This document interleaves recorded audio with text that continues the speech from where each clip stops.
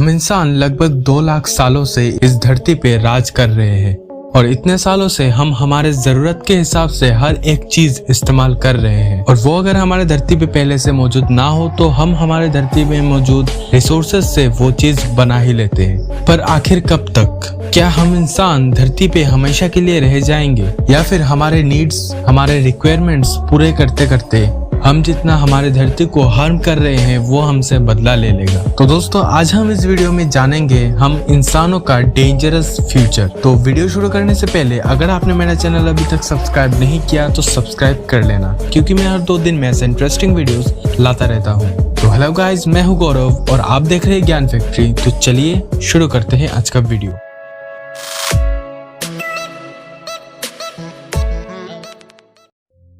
वैसे तो हम इंसानों का अंत कई तरह से हो सकता है। अगर हम लाखों सालों पीछे देखें तो जितने भी जीवों ने इस धरती पर जन्म लिया है उन हर एक जीव का अंत जरूर हुआ है और उसके बाद धरती ने अपने आप को संभाला और फिर नए जीवों ने जन्म लिया और इसी तरह से हमारा भी जन्म हुआ। वैसे अगर आपने धरती पे जीवन का शुरुआत कैसे हुआ वाला वीडियो नहीं देखा तो आपने बहुत ही एक इंटरेस्टिंग चीज मिस कर दिया। उस वीडियो में मैंने कहा था कि कैसे जीवन का शुरुआत हुआ था और कैसे डायनासोर्स का अंत हुआ और हम इस धरती पे कैसे आए। तो तब उन जीवों का अंत जैसे हुआ अभी भी वैसे हो सकता है। अगर कोई बड़ा एस्टेरॉयड आके धरती पे टकराए तो हम कुछ नहीं कर सकते, लेकिन ये तो थे कुछ नेचुरल कॉज। जो कब होगा कैसे होगा ये सब हमें नहीं पता। पर इनके अलावा हम इंसानों का अंत हमारे खुद के गलती की वजह से हो सकता है। अब वो कैसे, मैं ये सब कुछ पॉइंट्स में बताने की कोशिश करूंगा। पहला जो 3 पॉइंट्स है वो हम बचपन से हमारे किताबों में पढ़ते आ रहे हैं, लेकिन फिर भी मैं इस बात का जिक्र करना चाहूंगा मेरे इस वीडियो पे। और बाद का जो 2 पॉइंट्स है वो बहुत ही खतरनाक पॉइंट्स होंगे। ये तीनों पॉइंट्स आपस में जुड़े हुए हैं। वो कैसे, तो चलिए अब ये जानते हैं। जैसे कि हम लोग जानते हैं कि आजकल ग्रीन हाउस गैसेस का काफी ज्यादा मात्रा में इस्तेमाल हो रहा है और ग्रीन हाउस गैसेस हमारे धरती के एटमॉस्फेरिक टेम्परेचर को बढ़ा रहा है और इसी के साथ पोल्यूशन भी वही काम कर रहा है। अगर धरती का टेम्परेचर बढ़ गया तो इस धरती पे मौजूद सारा आइस गल जाएगा और अगर इस धरती का सारा आइस मेल्ट हो गया तो शायद कोई जमीन देखने को मिलेगा इस धरती पर। और पोल्यूशन के वजह से दिन में हजारों लोगों का जान जा रहा है। नेक्स्ट 2 पॉइंट, पॉपुलेशन ग्रोथ और डिफॉरेस्टेशन डायरेक्टली एक दूसरे के साथ कनेक्टेड है। एक तो हमारे धरती पे पॉपुलेशन ग्रोथ बहुत ही ज्यादा है और दूसरी तरफ हम प्लांट्स को काट रहे हैं। हजारों मात्रा में प्लांट्स हर दिन काटा जाता है ताकि हम हमारे खुद के नीड्स पूरा कर सके, लेकिन हम ये भूल रहे हैं कि वही प्लांट्स हमें ऑक्सीजन देते हैं। बल्कि इंसानों के अलावा और भी जीव है जो ऑक्सीजन लेते हैं और अगर पॉपुलेशन बढ़ता रहेगा तो ऑक्सीजन का लेवल कम होता रहेगा और कार्बन डाइऑक्साइड का लेवल बढ़ता रहेगा, जिससे भी एटमॉस्फेरिक टेम्परेचर बढ़ जाएगा। लेकिन क्या इस चीज का सलूशन नहीं है? तो आंसर है नहीं। अब कई लोग ये कहेंगे कि अगर हम पॉपुलेशन रेट कमा दे और प्लांट्स लगाना शुरू कर दे तो फिर हम बच सकते हैं। पर यहाँ पे बच सकते हैं कहना बिल्कुल गलत होगा। हाँ, अगर हम ये करें तो जितने टाइम में हमारा अंत होना था उससे ज्यादा हम बच सकते हैं। वो कैसे?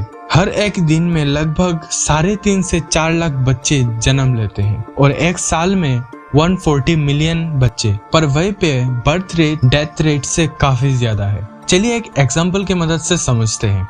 अब मान लीजिए अर्थ पर 100 लोगों के लिए ऑक्सीजन मौजूद है, तो जब पॉपुलेशन 100 को सिर्फ क्रॉस करेगा तब उतना तो प्रॉब्लम नहीं होगा।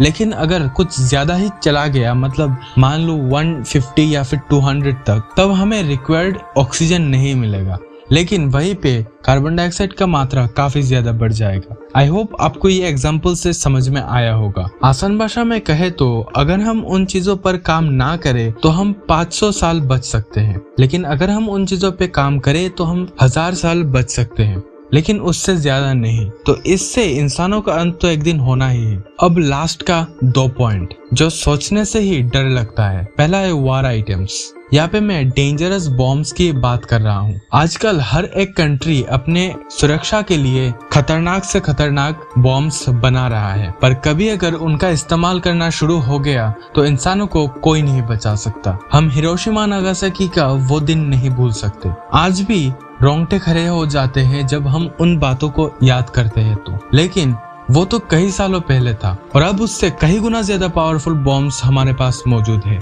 और फ्यूचर में शायद एंटीमेटर्स का भी इस्तेमाल होगा ऐसे बॉम्ब्स बनाने में। और अगर एंटीमेटर्स का बॉम्ब बनना शुरू हो गया तो वो अब के न्यूक्लियर बॉम्ब या फिर हाइड्रोजन बॉम्ब से लाखों गुना ज्यादा डेंजरस होगा।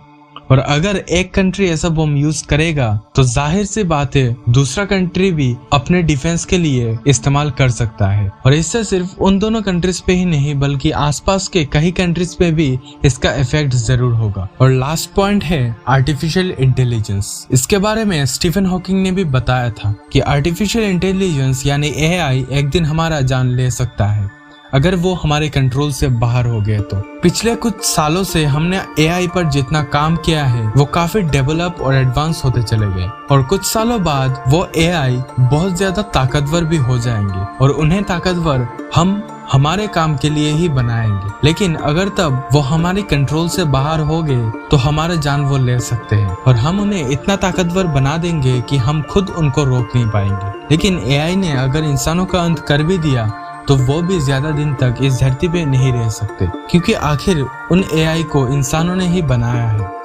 अब मान लो इंसानों का अंत हो भी गया 2-3 हजारों साल बाद, तब क्या इस धरती पे फिर कभी जीवन का शुरुआत नहीं होगा? तो आंसर है हाँ, जरूर होगा। धरती से इंसानों का अंत जरूर हो सकता है लेकिन जीवन का अंत नहीं होगा। ऐसे कई सारे ऑर्गेनिजम्स होंगे जो उन कंडीशंस में अपने आप को सरवाइव कर लेंगे जैसे लाखों साल पहले भी हुआ था। लाखों साल पहले जैसे उन ऑर्गेनिजम्स ने अपने आप को विकसित किया वैसे ही फ्यूचर में भी ऐसा ही होगा और तब शायद हमसे भी बुद्धिमान जीव इस धरती पे राज करेंगे।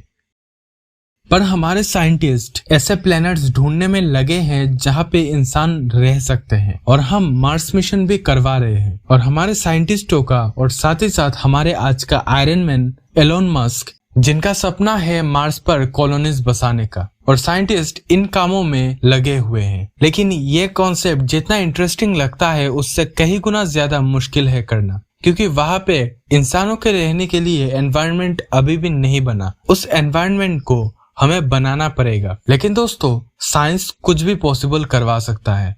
तो दोस्तों वीडियो पसंद आया तो लाइक एंड सब्सक्राइब जरूर कर देना और अपने दोस्तों के साथ भी शेयर जरूर करना।